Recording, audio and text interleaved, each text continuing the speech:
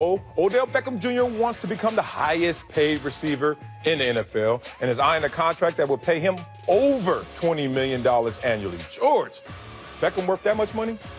Look, I think Odell Beckham Jr. is you started off with look. Yeah. You started off with look. That's what my mama used to do. Is look. arguably the best wide receiver in football. He's in the conversation, but in a salary cap sport, here we go. You can't pay a wide receiver $20 million, man. And you know why? Because you can find those dudes like Antonio Brown in the 6th round. You can find Michael Thomas in the second round. You can find those guys later, man. You can find them in the draft, Marcellus. They may not have the instant impact that Odell has, but $20 million is a lot for a wide receiver. Name me the last wide receiver not named Jerry Rice that led his team to a Super Bowl championship. George, when you stop talking and can you start looking, two of those teams are good teams. Are you talking about Julio Jones and Atlanta Falcons and obviously Antonio Brown playing for the Pittsburgh Steelers? They're almost at $20 million. You talk about the inflation, the cap going up.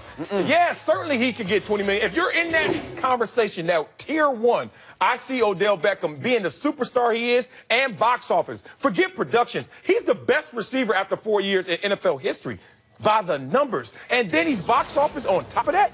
And you see the inflation and you see the cap going up. I say you pay the man. And the next guy is always in for the next payday. And I look at DeAndre Hopkins as an interesting comp here because the Giants are a team that are going to be in transition at quarterback soon. And what helped young quarterback in Houston get along down there better than anything? Being able to bail out to DeAndre Hopkins every time. And so if you're breaking someone in, you want that receiver that alters the defense every time he's on the field. Let me ask you guys this. You trust him?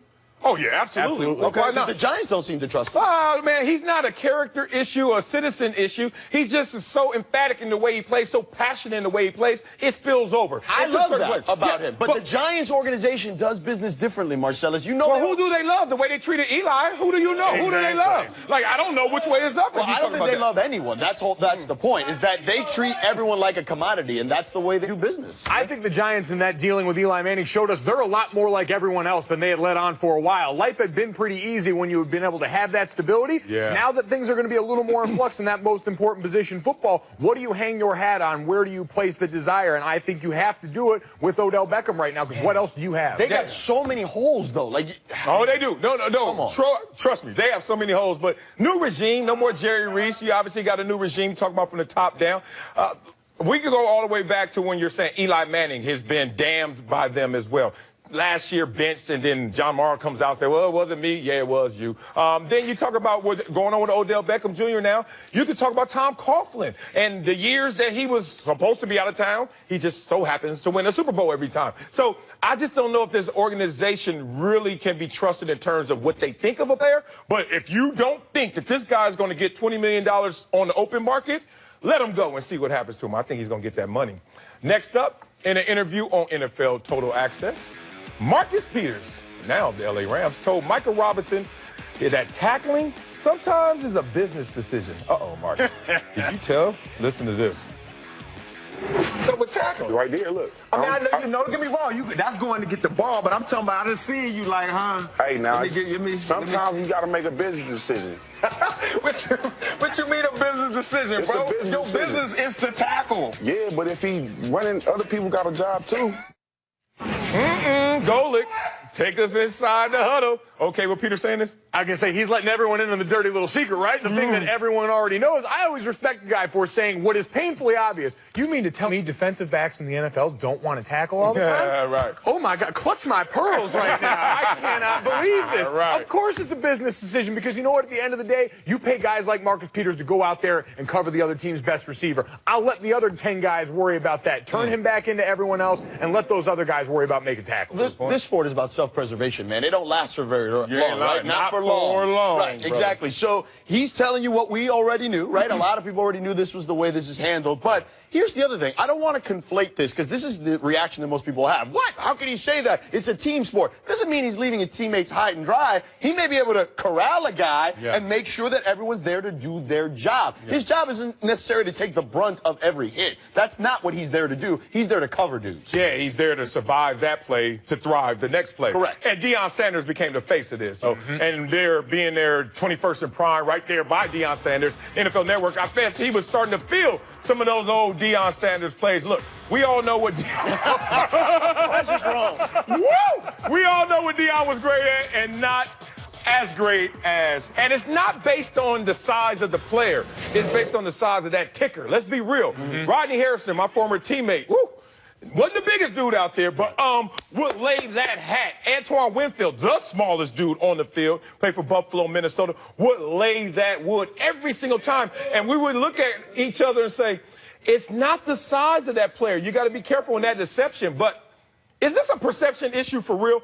Running backs in a game of inches, which is football, if they step out of bounds, we don't say that's a business decision, but isn't that a business decision? It's smart. It's smart, right? Instead of going for one more yard, potentially losing the ball, potentially getting hurt, we always say, oh, smart play right there. How come we're not saying that for him? This is a know thyself moment right here, because if you are the star and you're a guy that can go out there and back it up and say, hey, I'm going to make up for that with a big-time interception, with a big-time play in the other avenue. You're not going to knock Le'Veon Bell for running out of bounds. You're not going to knock Marcus Peters because you know he's going to get the interception on the other end. But if you're that guy on the back end of the roster, you don't have any other choice. Preach on it, brother. And now we got we got some breaking news, man. Okay, I hear there's a challenge out there because stugotz was on Golic and Wingo this morning talking some trash about Sports Nation. What? Let's hear this.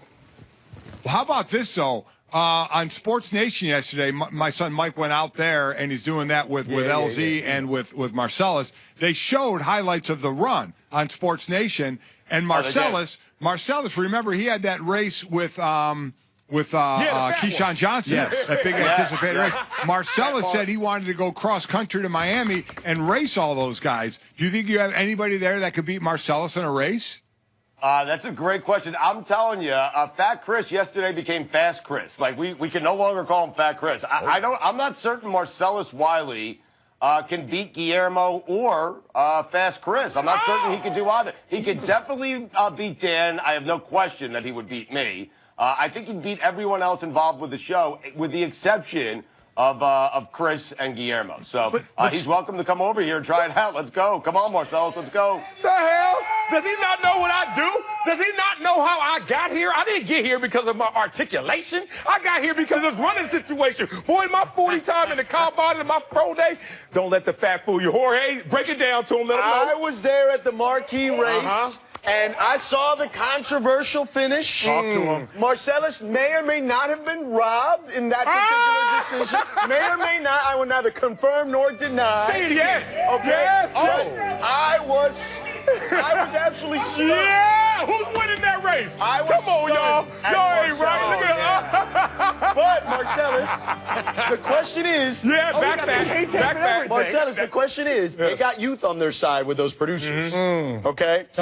You are, what, 43 now? Yeah. You're not in that shape right now. No, could you get back in that shape to do the race? If you can get back in that shape, I would pick you against any of them. First of all, if you ever challenge me, I'm going to go take my butt to G-Train and go get this. That's part one. And part two, I don't give a damn who on their staff. Matter of fact, they can recruit everybody in Miami. I don't give a damn. Whoa. I do not lose races. I just beat a number one. What if I got Chad Johnson out there to race you in Miami? What'd you just say? Chad Johnson. I just beat his cousin, Keyshawn, didn't I? And that wasn't hard. I beat number one. Yeah, but Chad is skinny still. Man, I don't want to hear about no Chad. Check the Instagram story. He's got the receipts. I mean, I'm beating receivers out here. What y'all want to do?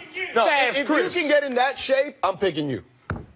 What you saying about me right now? You're just not in that shape. I saw the dedication. You got kinesio tape on the back and everything else. They don't want it that bad. Only you want it that bad. Golic, who you got in that race for real? Listen, I got to rock with you, man. Especially coming out of the block right there. I saw that power coming out. That's what everyone underestimates. Being fast is about being powerful. Thank you. And I'm going to take the power over there. I got you. Are you still vegan or pescatarian or whatever you were doing? I got to go back if they want this. I got to go back after I get a couple hot dogs in tonight. All right, coming up next. Y'all going to get this. The Cowboys won't have Ezekiel Elliott rules, as they say. Keep them out of trouble. But, guys, is that the right decision? Because I know stugotz just made the wrong decision. This is Sports Nation.